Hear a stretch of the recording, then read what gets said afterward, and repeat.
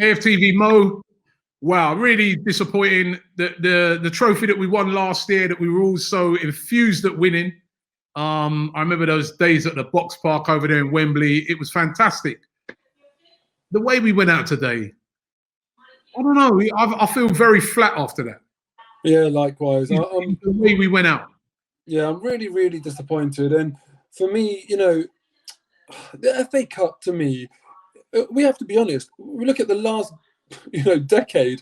That has been our best memory. It's been our best moments winning FA Cups. We've had nothing better than that. Of any team out there, we cannot all of a sudden start not taking the FA Cup seriously. That has, ultimately, if we don't value the FA Cup, the last 10 years have been complete failure of winning 4 FA Cups. We should have taken this more seriously, and the team selection should have reflected a more serious approach to this trophy. I mean, we were just discussing it here. Now, the team selection, that's still a pretty strong team that he's put out there today. I think you're going to see every single team this weekend rotating their squads. Let's see what Southampton do. Sorry? Let's see what the Southampton team is on Tuesday and how different that team is compared to the one they put out against the same opposition in the FA Cup today. Yeah, but I think that kind of caught everybody by surprise, just how strong Southampton's team was. But, and look at the end result. I still feel that the players that were out there, that is good enough to get past that. You're bringing players that cost £72 million in. You're not bringing in a kid from the academy. Sure, actually, the kids from the academy are better than those guys. You know what I mean? But Robbie, listen, look at the end result. You're saying it took everyone by surprise, Southampton's strength, but look at the end result. So it was clearly the right decision. And what I would say, I completely understand needing to rotate your squad, but you have to look at how your season is going. If we were second in the league, and we have a chance, we're really in the mix of, doing something serious in the league, I could totally understand us saying, listen, the FA Cup is the second priority. The FA Cup, we have a good track record of winning, and it's our ticket into European football next season. I think the odds are against us qualifying for Europe based on the Premier League or based on the Europa League. This was a very, very good way of not only securing a trophy, but getting European football. We shouldn't have made this a second priority, in my opinion. We should really, at this stage of the season, be going for it. And the other thing, though I accept you need to rotate your squad, what frustrated me more than anything was you look at the front line. We don't have a form player in there. Nketiah, Pepe, Martinelli.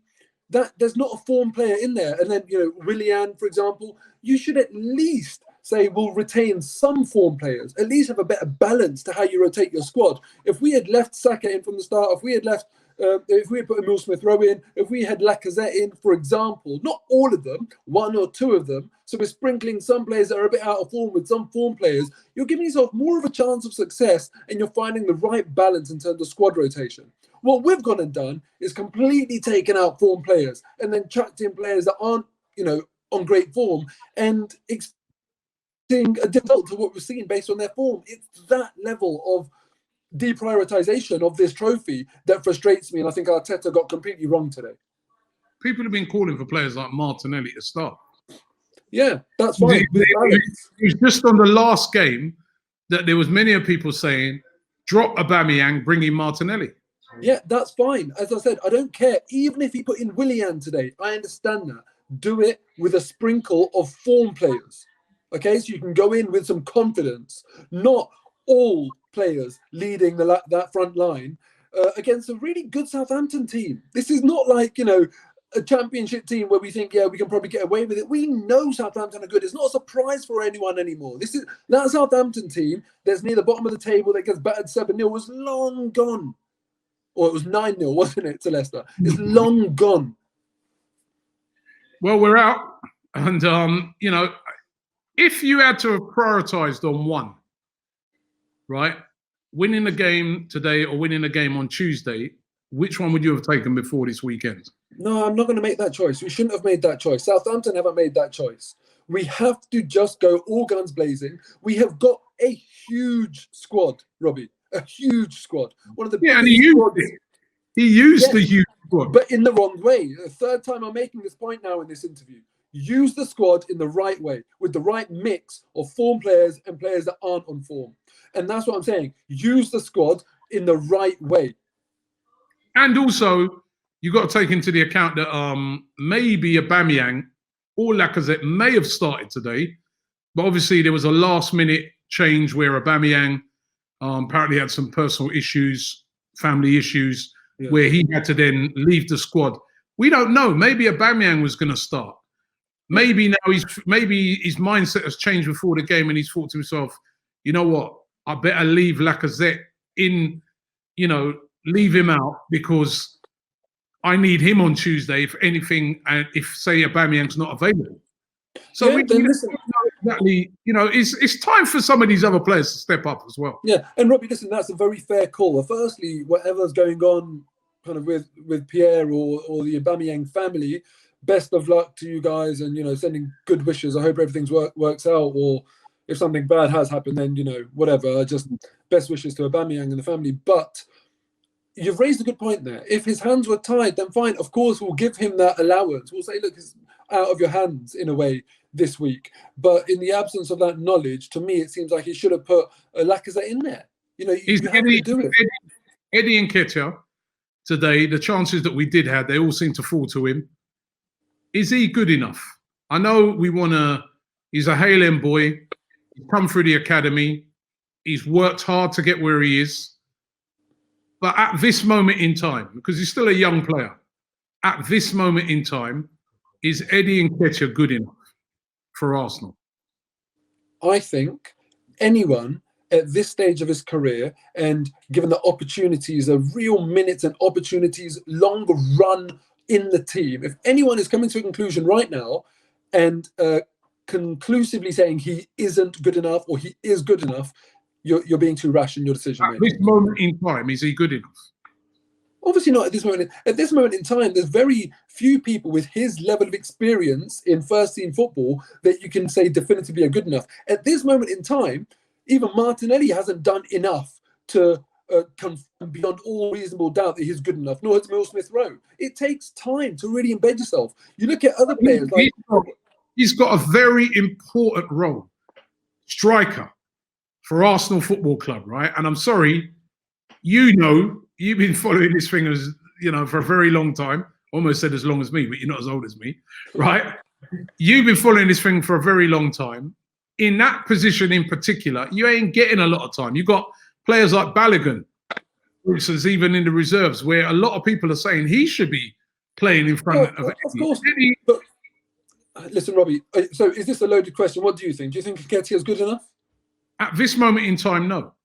Okay, so you're not writing him off entirely then? You're saying at this moment in time? I'm not writing him off entirely. I'd look at Eddie Nketiah and I'd say this is a player that should go out on loan. At this moment in time, what I am seeing of Eddie, week in, week out, well, he's not playing week in, but every time he's played for Arsenal this season, I see a guy that's snatching chances. I see a guy that he's just not doing it. And I see a guy that he should be playing regular football, maybe in the Championship, a bit like what Smith-Rowe did, go and be a success there, then come back. But I don't think at this moment in time, I'm being honest here, he should be starting up front, striker position. That is a position where all eyes are on. Every little mistake, every scuff shot, every shot that goes wide, all eyes are on it. In my opinion, at this moment in time, no, he's not ready. Yeah. So today, then, that selection is on Arteta. I agree with you that Nketiah, on current form, is not playing well enough to be a starting striker for Arsenal Football Club.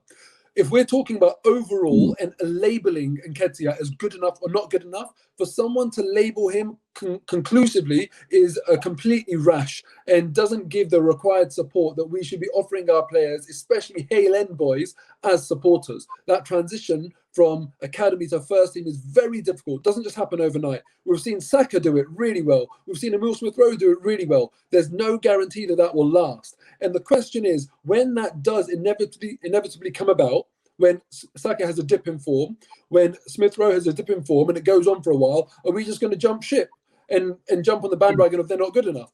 The problem is... let me make this point. When Nketiah, when he came into the team, he was good enough. He was playing well, he was confident, and he did really, really well.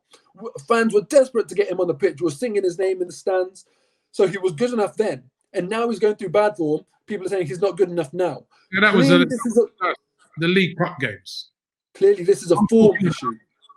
I'm talking about like starting in the Premier League and in big important games. I'm not on about the League Cup where he came off the bench. I don't care in terms of who he's up against. You have to do the job no matter who you're up against. We know that. Whether it's League Cup, Premier League Cup. At one point in time, when he came in the team, his form was good, and we were saying he's good enough. Now the form's bad, we're saying he's not good enough. We have to offer more support to our Hale End graduates. For me, Nketiah, I think the beneficial thing for him right now would be a loan move. But I'm never, ever going to come out here in such a rash manner and say about one of the Hale End graduates, they're not good enough, and say that decisively and conclusively about them as an entire player. Right now, his form is obviously not at the required level. He knows that. His finishing today was not up to his standards. He wasn't making clean contact with the ball and that sort of thing. He knows that.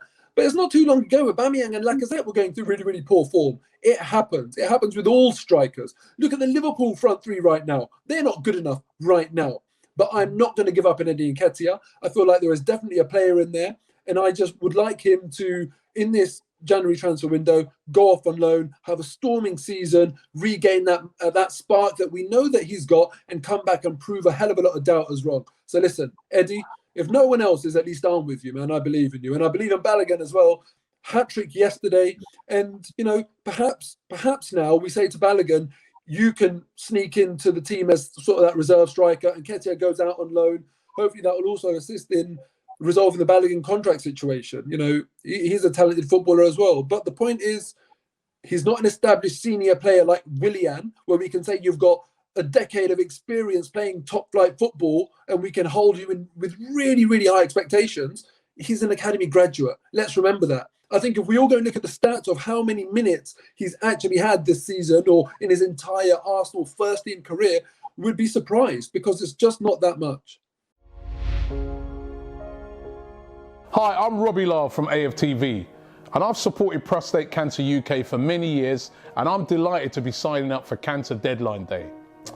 Cancer is a devastating disease, and one man dies every 45 minutes from prostate cancer. And if you're black like me, it affects 1 in 4. COVID-19 has really had cancer charities under pressure, and it's been harder than ever for them to be able to raise money. So I'm calling on all football fans, players, clubs, legends, all supporters to participate in Cancer Deadline Day. Click the link in the description and you can select your football club and make a donation and help your club reach the top of the giving table.